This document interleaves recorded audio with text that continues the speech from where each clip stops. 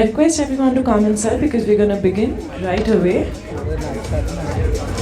Our next segment is Ask the Experts, and the topic is skill-based organizations, upskilling, reskilling, embracing a new talent management model. And our speakers, first I would like to call John sir on stage to introduce our first speaker. Good afternoon, everyone. So I'm not the host.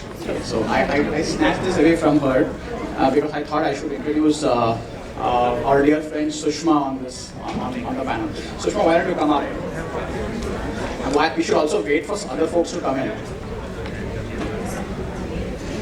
Maybe I'll take 10 more seconds for everyone to come in. Sure.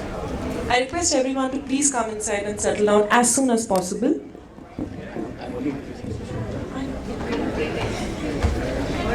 You've already brought a special smile on her, so we are glad you're doing this for her.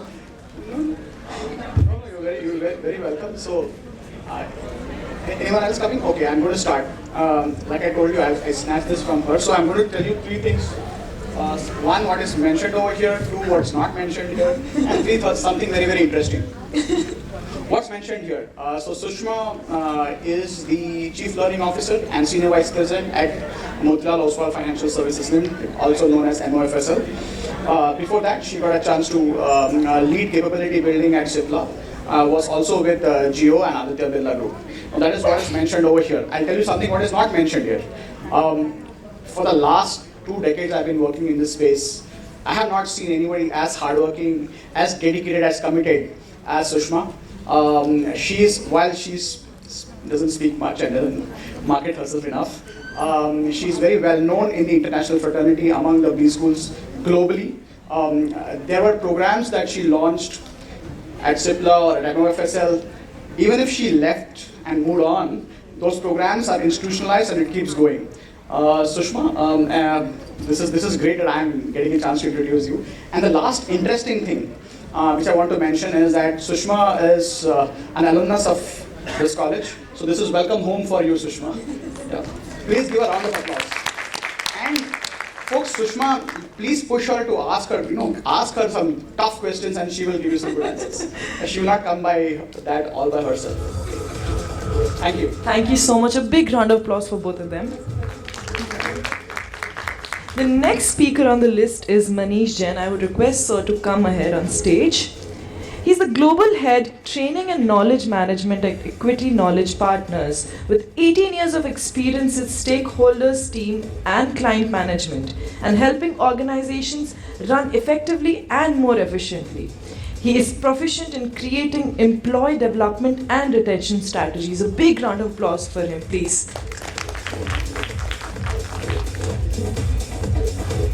The next speaker on list is Dr. Monica Khanna.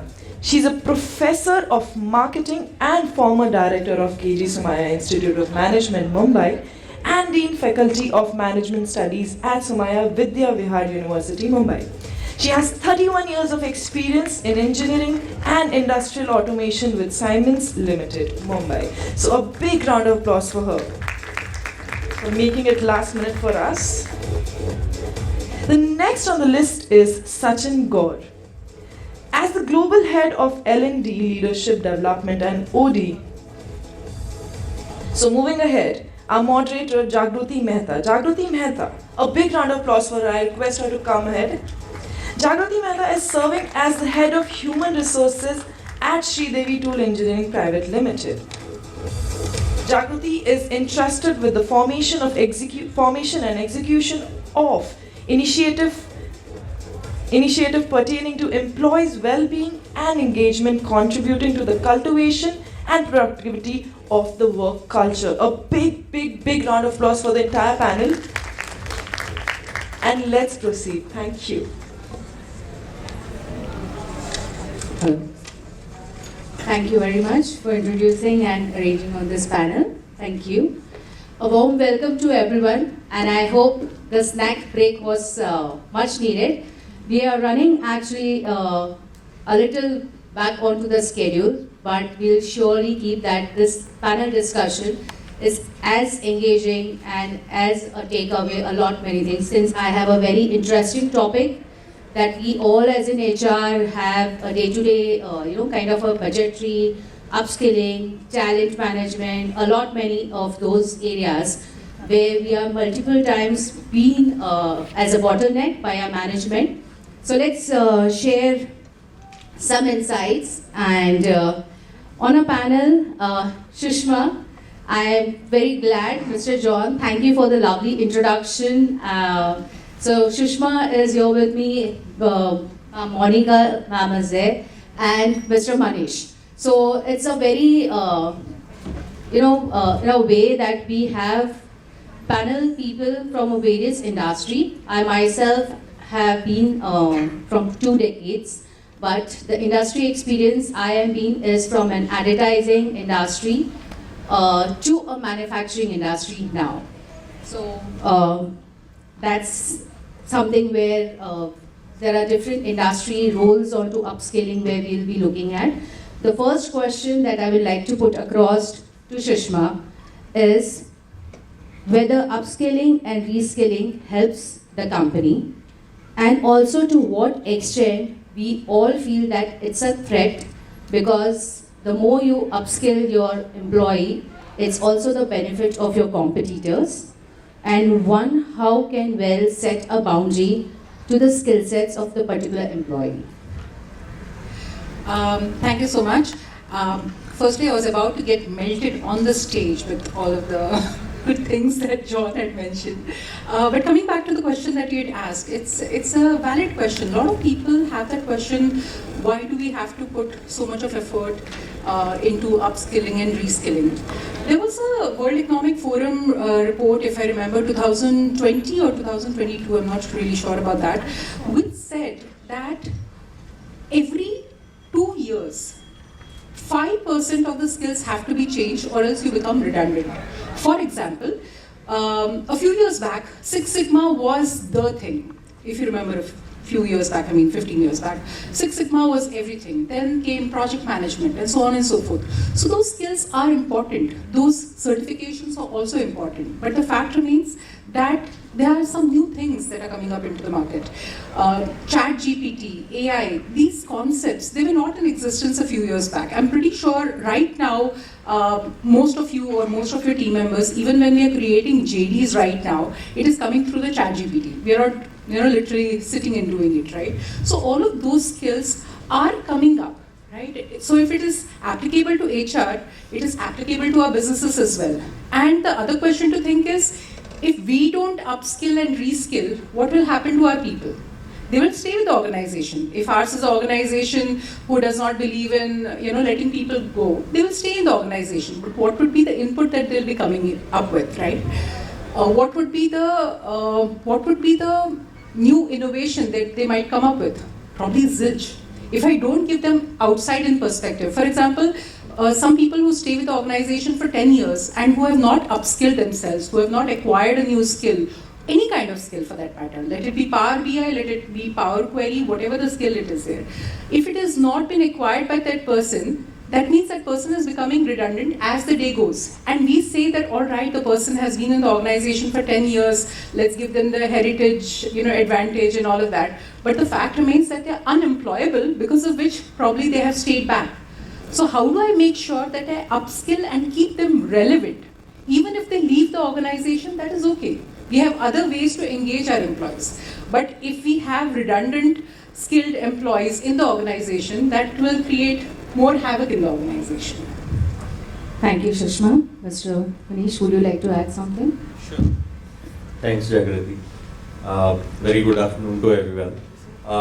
I feel the question is relevant, and definitely, it's not even it's a no-brainer whether we should invest in upskilling and reskilling, because, as one of the famous quotes we have all heard, that what if we invest in people and they leave, and the CEO answers back, what if we don't and they don't leave, So I think just taking a cue from there,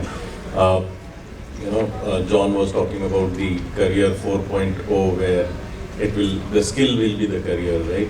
So that defines the importance of,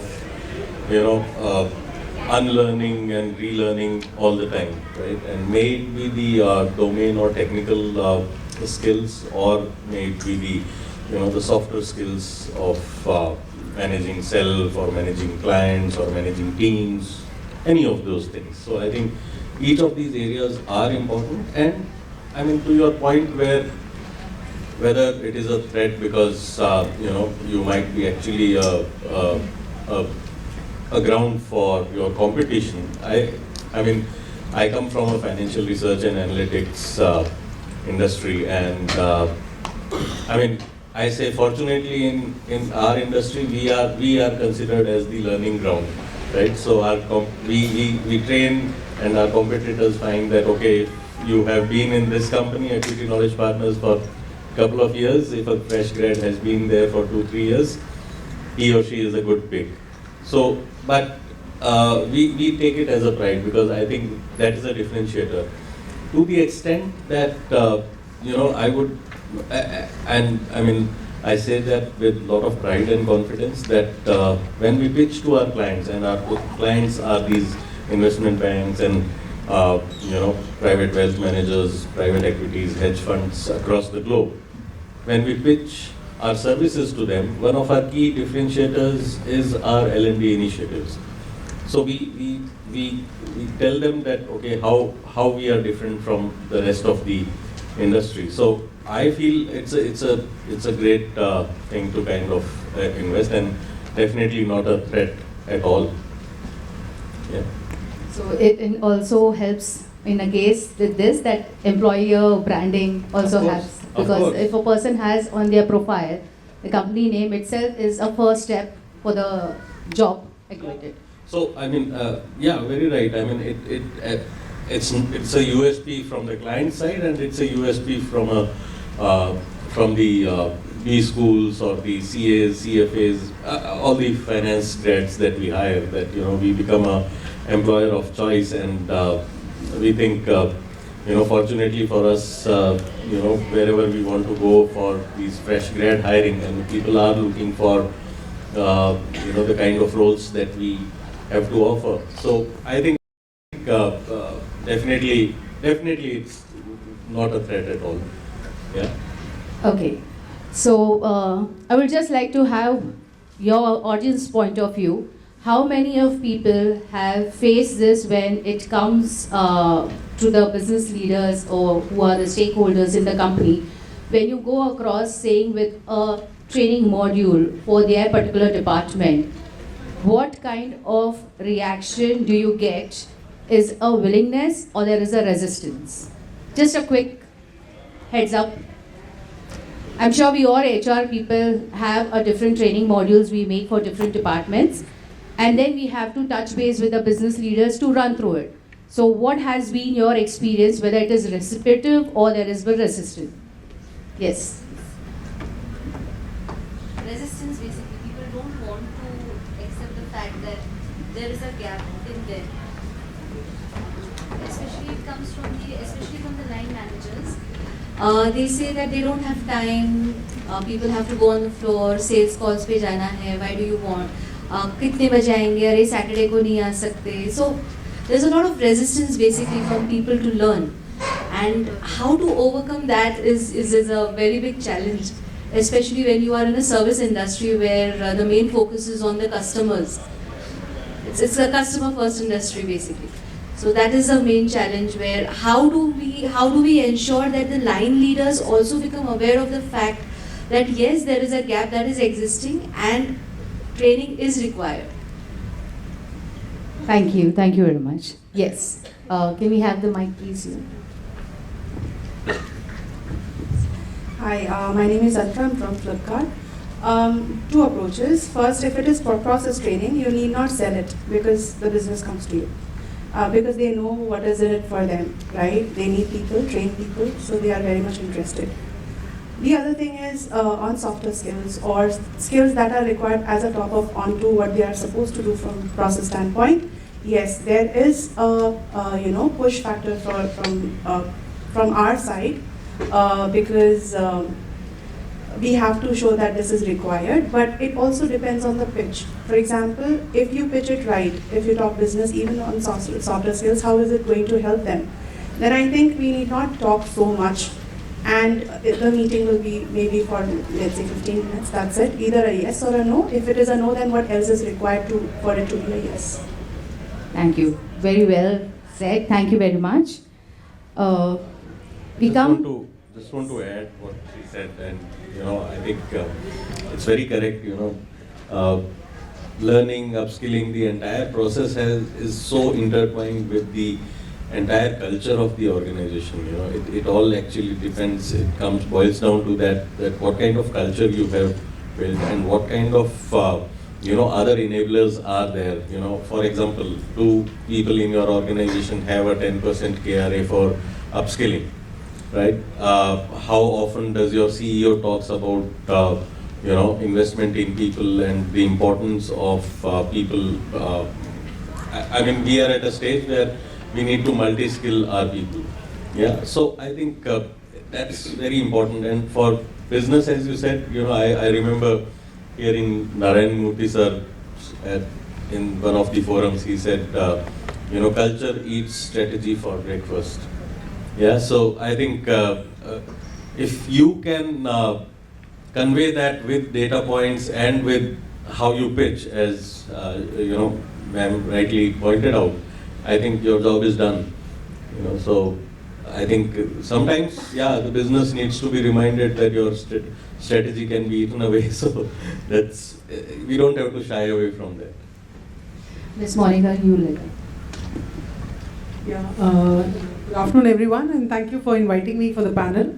I think the discussion is really very interesting, and what I personally believe is that if we build that culture of learning, it's a learning organization. Today there's a lot of conversation around organizational agility, organizational adaptability, and I think if you want to be an adaptable and agile person or an organization, I think it's very important to have broad mindsets and continuous learning, relearning, unlearning, and upgrading and reskilling is very, very important.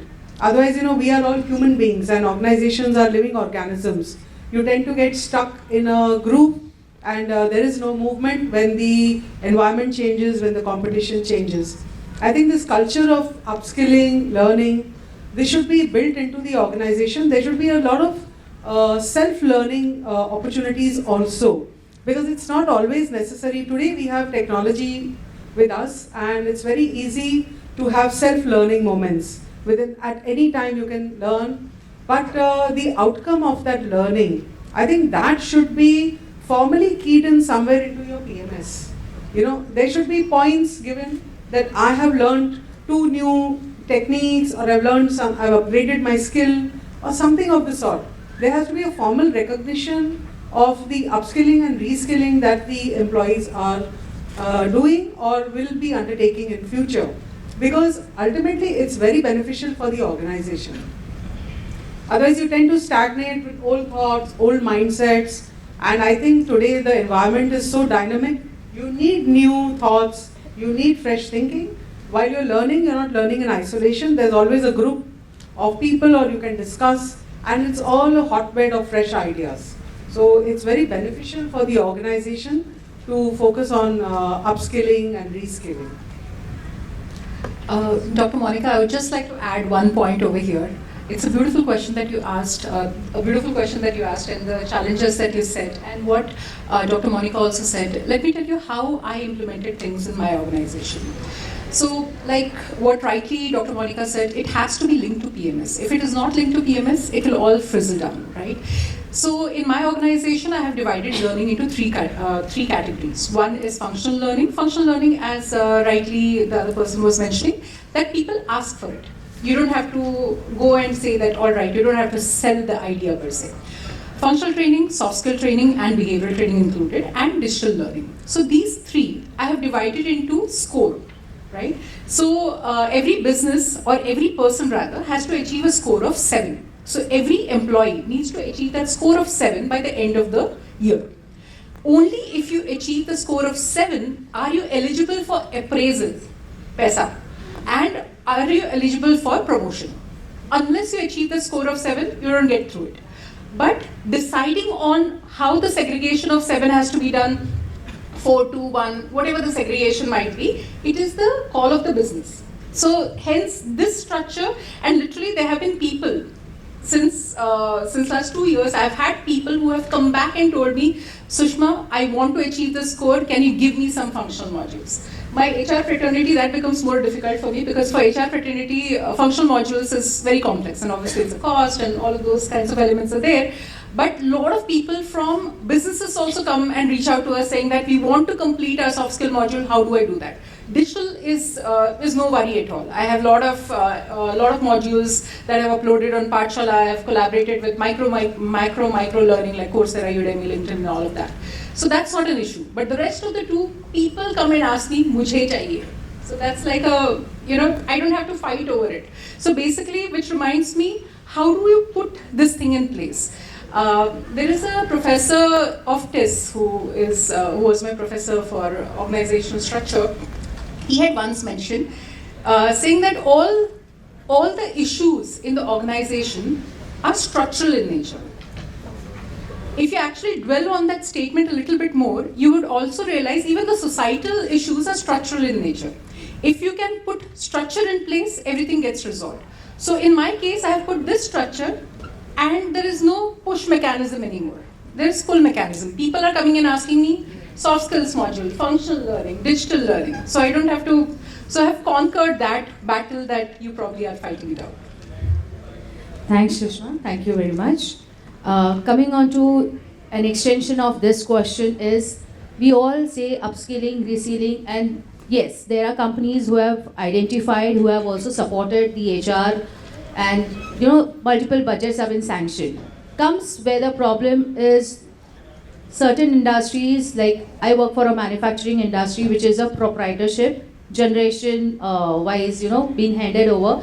Today there is a fourth generation who wants to have technology, who wants to have their 20 or 30, 10-year-old employee to gain new set of skill sets, prove his efficiency to the business.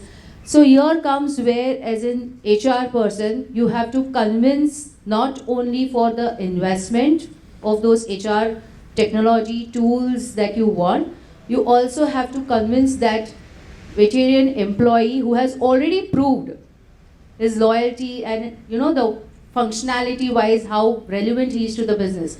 But in today's age, where he stands is the question mark. So as an HR, where and how? I'm sure multiple people here have been in this box. So I would like first to start with the panel, how, where, and then we can extend to the audience. Manish. Yeah, thanks, Jagruti. I think, very relevant question, but again, I think times are changing, and I personally have experienced and kind of succeeded in parts, and of course doing it through. So basically, I don't think we need to be defensive anymore about what we are trying to achieve and why we need the money and why that budget should come and all of that. I think Savita in her keynote address mentioned that one of the first thing that as strategic HR should be that how are you aligning with the business goals. So I think that's where the key is for the entire learning and development department also.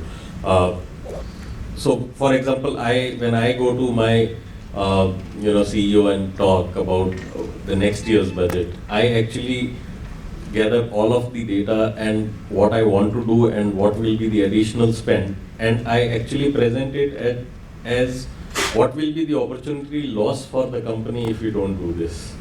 Yeah. So for that, of course, I mean, I need to be all of those things. Need to be with the business, know what is happening, know how we need to pivot quickly. All of those things are important. But yes, of course, I would still say that. You need to just be first of all aligned with the business goals and how L&D supports the business goals, how it is impossible. I go to the extent saying it is impossible without me to achieve those business goals. So, for example, let me give you a classic example. So, very recently we were, our shareholding pattern changed, and the majority shareholder, came, and it's one of the top 5 private equities, and of course, when a new shareholder comes, new strategies, etc., right? So for almost 3 to 5 months, all the discussions kept going about all the. So we say, I mean, below the board we have an executive committee meeting, and we all always used to discuss, okay, what is our inorganic strategy, what is our digital strategy, which of the key business units need to fire, all of those discussions. And it's a quarterly meeting, and I attended 2 of them, and so I just went into the CEO's office one day, and I said, when is the schedule for discussion on operational and people excellence strategy? And he said, these are some initial days, and we are just planning that 5-year plan, and we'll come to that. I said, no, I mean, that is precisely my point, that this also needs to be there. Otherwise, where will you get the people? All the point that I'm trying to make is, to cut the long story short, is you need to be actually on the offensive, and you need to be confident about what is the value that you can create through various mediums, and of course then talk about the budget. So that's the. Thank you. Ms. Monica, since you have been a faculty, you have also been a former director. So at the level where students, today industry very well, like if you are not into the right trend on skilling, you might be not onto this panel where you want to be there. So onto educational front, how do you see onto the students who are looking at what trend is going in the company? Because as we also had onto the topic onboarding, where the company wise the joinee thought yes, but when they came, they had a different kind of experiences. Okay, I was not knowing this is a policy, that is a policy. So from that perspective, what do you think, should the corporates also think when they are having the pressures on the skill board? I think what the students, the ones who are going to be the MBA or otherwise technically qualified, what they come in is with a lot of fresh energy and fresh ideas. They don't have the biased mindset. There are a lot of employees, people who have been in the company for many years, they would tend to be more fixed and have a lot of biases. But what they have is a lot of experience. They have actual market experience. And I think the youngster has the skills and the knowledge, but he doesn't have the experience. Whereas the person who's already in the organization has vast amount of experience which is not documented. I think when the youngster gets into the organization, there has to be some program by the organization to induct them very nicely into the organization, so that there is a very good integration between the different generations of employees. Today, if you actually see, the intergenerational gap in employees is even as small as 5 years. Because the pace of change of technology and the market and the consumer behavior is so radical that it's very difficult for anyone to say that I have got the perfect knowledge and all. So I think what the student community lacks, or what the student community has and what it lacks, that blending has to be very good within the organization. Then the organization and the fresh incoming talent can both benefit out of it. Otherwise, there would be a lot of, I think, clash of interest, or how do you integrate yourself within the organization. I mean, these are serious issues, because a lot of people leave because they're not able to gel with the organization, the culture, and in our country, a lot of students come without a work experience. So they haven't really seen an organization. And first time they're getting into the organization, and the competitive environment, the nitty-gritties, the expectations, I think for them to adjust to this whole thing itself takes maybe a year or 2. And they may get frustrated, they may leave. So, I mean, I think these are, if you want fresh talent, fresh thoughts, you'll have to create that ground for them where they can really, they're like seeds. You need to water them nicely. They grow into beautiful plants and then they really contribute to the organization. That's what I think. Thank you very much. Sushma, you would like to add something? I'm wondering which question is posed to me. Was it budget? Was it Gen Z? So let's take up Gen Z because that's my another question. So we relate to it. There is a huge gap. We usually, as in HR, there is a multiple times that you have business leaders who have a mindset, and then we have, as ma'am said rightly, that the new generation which has a high expectation, new tools, and so for a company, how do we bridge that gap? Because at the end of the day, the Gen Z is going to work under the business leader who has a very vast experience, variety of industries have been worked, number of processes he is aware of. So how do we bridge that gap? So in fact, around 1.5 years back, I had done a small project. It was like a project that I had given to one of the interns to do the research on what exactly are the expectations of Gen Z, what are the challenges that they face, what are the expectations that they have from the organization, from their manager, from the work culture, everything together. And somehow I feel that we have, as a fraternity, we have hyped up that thing about Gen Z. When I was getting into the workforce, at that time millennial was this thing, but I would call myself a millennial or whatever the Google says, but the reason why I call myself a millennial is because I was exposed to Google before I entered the workforce, right? So in a similar way, Gen Z has their own set of, for lack of a better word, idiosyncrasies, or they have a certain set of expectations, and which is fair. If I, as an organization, am not able to manage all levels, baby bloomers have left the workforce, but the rest of them, they are there, right? So we have X, the millennials, we have the Gen Z, all of them are there. How do we manage them in the right way? Can we capture them? Are we engaging them in the right sort? For example, right after COVID, nobody is used to going to work full time. We can't work 5 days in a row. We need that afternoon nap. Are we able to provide, I'm not saying provide a nap time facility at work, but are we able to provide a little bit more flexibility? Are we able to engage them in the right way? Engagement activities that we as HR conduct, that's a good thing. In fact, in my organization, a lot of my friends, my colleagues, and my parents, in fact, they also tell me that my organization is Gokul Dham Society, in case if anybody is aware of what it is. So literally every festival is celebrated. So starting from kite flying to Diwali to Holi to Christmas, way decoration, everything is celebrated at a grand scale, right?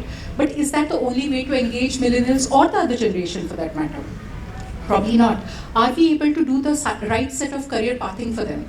Are we able to show them direction? All right, you have entered my workforce. If you go ahead right now, let's say HR executive example, okay? I have joined as an HR executive, as a recruiter in the organization.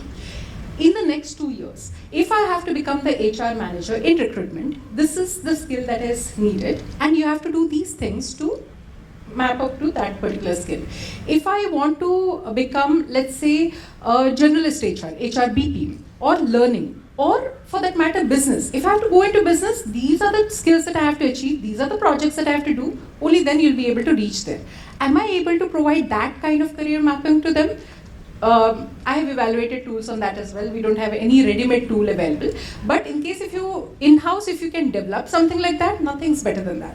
Because calculating it manually, it is pretty chaotic. It has to be automated. So competency matrix is what you are trying to suggest.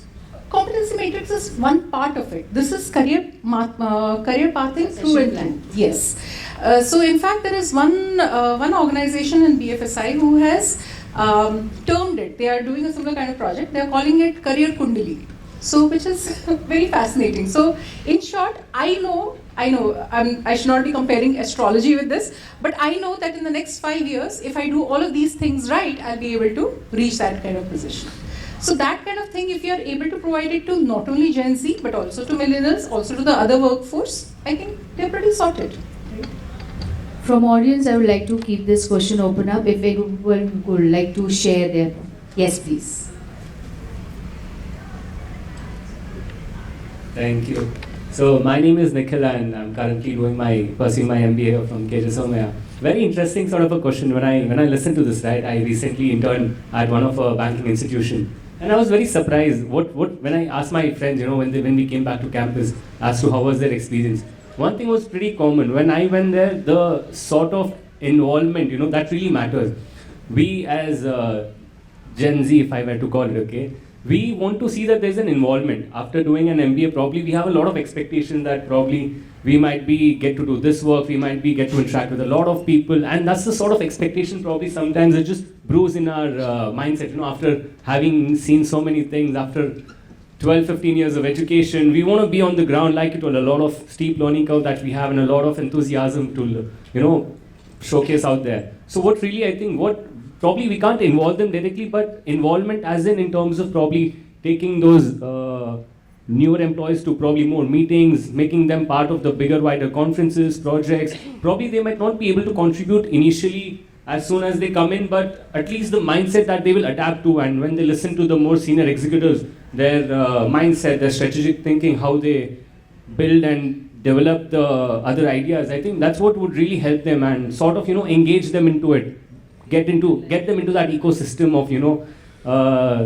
that sort of thing. I think that's what helps us, probably, if not like actually giving us work, which would be very hard, initially for us to even get an understanding of the systems out there, probably, sometimes it's very complex. But at least involving us, in a different way, I think, yeah, that really could probably help us give that extra edge and that, yeah. So I think that's how, if I were to put it as a Gen Z. Thank you very much. It's actually very insightful for many of us to also push that envelope now onto the next. That there can be a separate kind of a tool or on onboarding also with the regular pattern of our induction training modules. We have a onboarding program.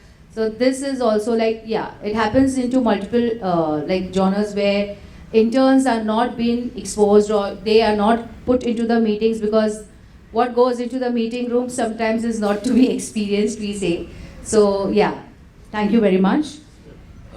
I think he raised a very interesting point, and I think what you are also talking about, how do we engage them. And of course every industry, every company has their own ways of doing it. For example, when I learned financial modeling, I believe if you don't sit for 5 full days in my class, you can't do that.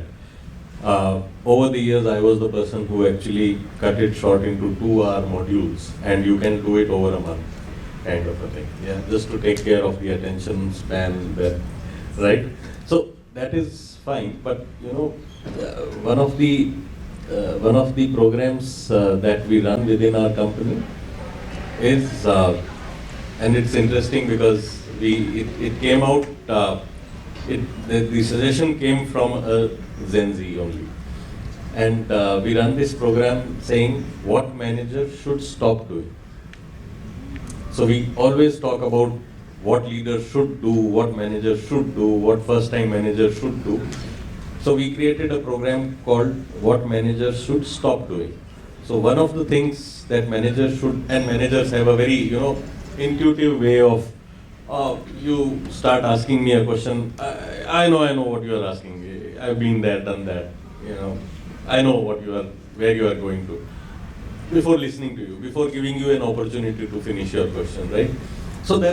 So on and so forth. There are so many things that managers should actually stop doing and give the opportunity to people who are new, right?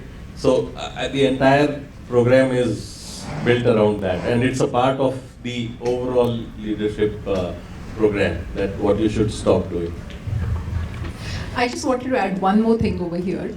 And it's a beautiful thing that you said, that when I was learning financial modeling, so many things were happening, but now I've cut it down to parts. So that's a new age thinking that has come into you already.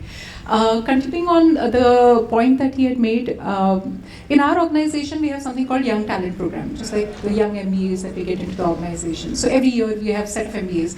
And once they join the organization, everybody wants to move into private equity, institutional investment banking, those kinds of businesses. Those are fancy businesses. You have a lot of things happening over there. But sometimes you don't know, because you have just completed your MBA, right? You're not exposed to everything of the organization. My largest revenue generator is broking and distribution business, which has around 6,000 odd people.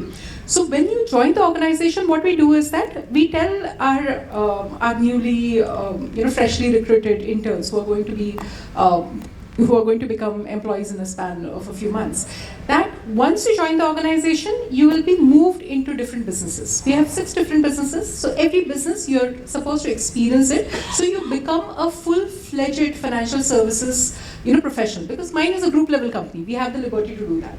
We have small businesses, large businesses, who experience every one of it. And once it is done, then there will be an evaluation round, and basis that the selection will be done. So it's a fair process. You get experience in all of it. And in addition to that, there is one interesting concept which I was exposed to around 15-20 years back, Jack Welch concept of reverse mentoring. You've read the book. Yeah.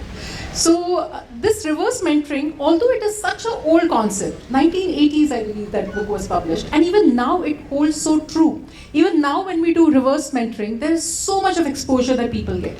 I remember a few days back, I had assigned one of the interns to one of my admin heads. The admin head is in his late 50s, he's about to retire in the next few years, and he was exposed to ChatGPT, and now he uses ChatGPT in his real life. So I think there's no better compliment than that, right? But there are also certain things that comes with experience, right? For example, nobody hires a 30-year-old CFO. That comes with experience. You can't have a 30-year-old CFO. There is a reason behind that, because there are certain kinds of risks that a 30-year-old CFO might take, which a 40 or a 50-year-old CFO might be very conservative in taking. So those kinds of things get experienced by the mentees as well, right? So the Gen Z are growing, and so are the other generation people, whether it is millennials, Gen X, and all that. Yeah. Also, I would just like to add something in light humor. I think the mentors should not become tormentors, putting so much pressure on the young fellow or the young girl, because I think the stress on achieving targets, and today, of course, in the globalized work environment, the stressors are very high. So, I mean, I also, after I've interacted with some students, I feel that I think the senior generation also needs to be a little more kind and considerate toward the young generation. And vice versa, they also come in with their ideas, so it has to be mutual. Thank you very much, Monica. I open this forum since we have all just running time, 5 minutes. I would like, yes please, can we have the mic there please?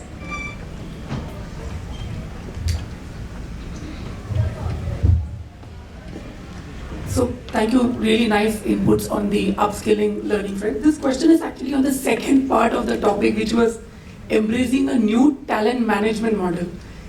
Any views, perspectives on what's new happening in talent management in your organization, sir? So Sushma, she actually already shared onto her onboarding for a new people was here, but you can take that answer. All right. When you're saying talent management, are you referring to developing talent, or are you referring to onboarding kind of thing? The other aspect, talent identification, segmentation. Correct. I mean, we still speak about 9 bogs. Beyond that is what's Correct. I think till the time we have a better model, 9-box model is here to stay. So I still feel that 9-box is still the complete end-to-end execution of 9-box. The organizations are still doing. Let me tell you what my organization is doing, and I've done it in the last 3 organizations, so that's like more or less the standard that I've followed till now, and I obviously keep enhancing it as we go. So in my current organization, we have obviously done the 9-box grid. We found out the inverted L, the key talent, and the stars. And for those people, I take them through the leadership development program. The reason why John introduced me is because I've been working with him since last 3 years with his organization XCT, where I'm doing for my top talent, my extreme top talent above a certain grade, I take them through Cornell University leadership development program of around 9 to 12 months. So every year I make them go through it, then I track their progression, whether their promotions have happened, job rotation has happened, job enlargement has happened, have they moved up the scale from key talent, have they moved to star. So all of those kinds of movements I track. Now you would be wondering, what about the rest of it? The inverted L, the chotu L you have taken, what about the larger L?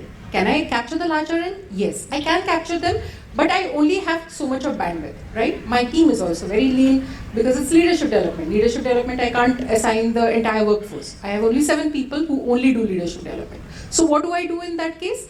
For these people, I send them through the leadership development program. For the remaining, the solid performers and the high potential people, for them, I make them go through other kind of interventions. It might be functional learning, it might even be things like crucial accountability, like Dale Carnegie, you have Franklin Covey, they have really good programs as well. These are episodic programs, but these are power-packed programs. So currently, we also found out through a role skill mapping exercise that some of our leaders, some of my leaders, they also need emotional intelligence training. So I have 2 ways. I can go ahead with Dale Carnegie and use the regular Daniel Goleman model and have a one-day workshop done, or I have the option of sending them to a landmark forum kind of a thing, which is a 4-day intensive program. It's like the human interaction lab kind of program, but at a very high level. But if I send people separately, it really helps them because not all leaders would be comfortable to share their personal innermost thoughts with the other leaders of the same organization. But if it's from other organization, there is, it's a fail-safe kind of a thing. So this is how I cover. For the inside, the 4 boxes which I have, I hope everybody is understanding the drawing that I'm doing like that. That's, I'm sure, very much relevant. For the inside box, we mainly concentrate with the functional training and soft skill training because that's what is needed. In my organization, soft skill is important for these people as well. For some organizations, it might not be relevant. But functional training for sure is needed. Functional is technical training basically. I hope I've answered the question.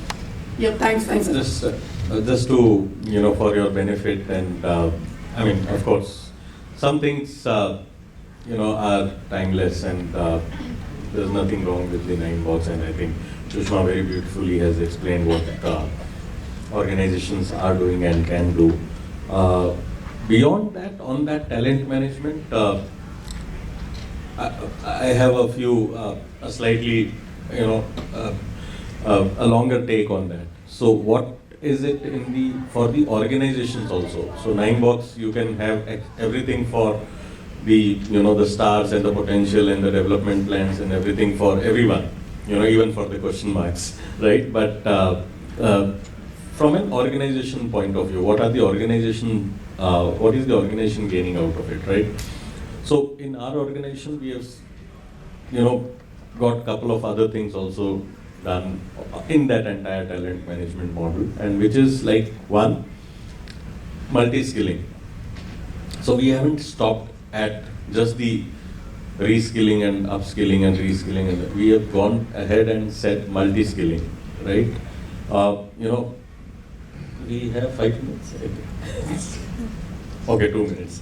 Fine. I wanted to tell you a story that or maybe just a summary of it. That if you see, the best paid footballers in the world, there was a research about what was common among the best players footballer in the world, all the in the history of football, and the researcher figured out that the best paid footballers in the world could play football alike with both the legs. So that's a classic example of multi-skilling. So multi-skilled people will stay there, right? To the extent that in Scotland now they have a football school which actually, coach them on how to play alike there. So that is one part, how organizations, and it has to be a very customized thing, right?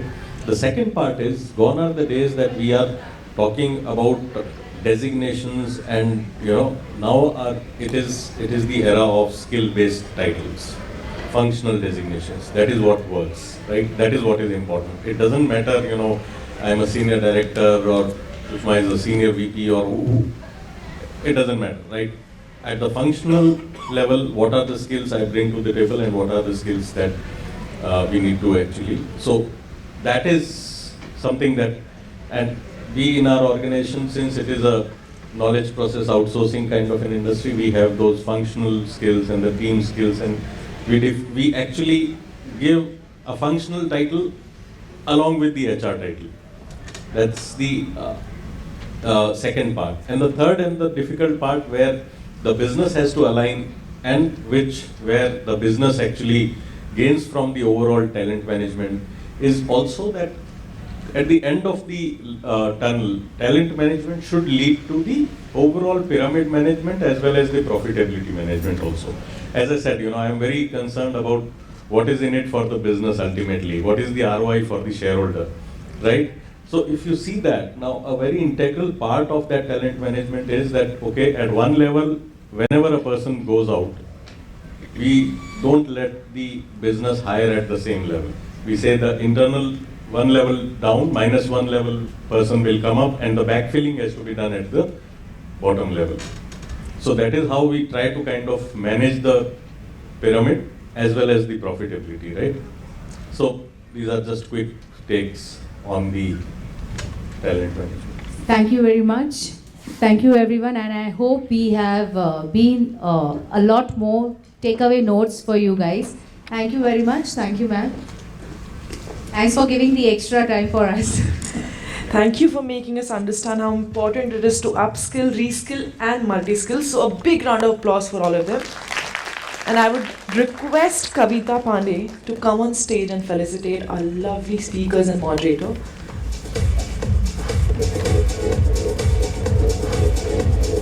To begin with, I would like to call Sushma ma'am ahead. I would request Sushma ma'am to come ahead for the felicitation.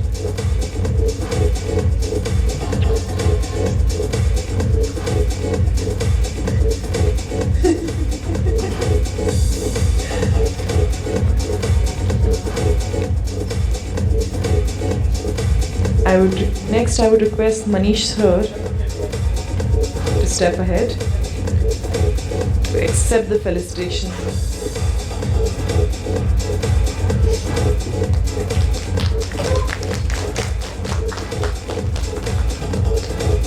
Manish sir.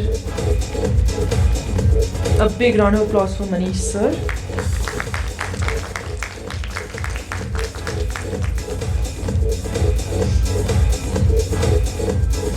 Now I would request Dr. Monica Khanna to step ahead and accept our felicitation. A big round of applause. And our moderator, Jagruti Mehta.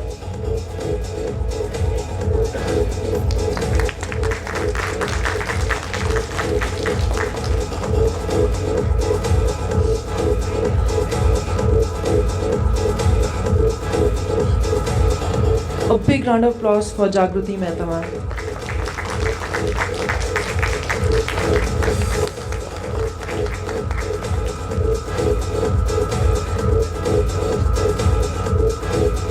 And I would request Jagruti ma'am to felicitate Kavita ma'am because she's a juror and she actually was a big part of deciding who's going to get the awards. So yes, a big round of applause for our juror Kavita ma'am.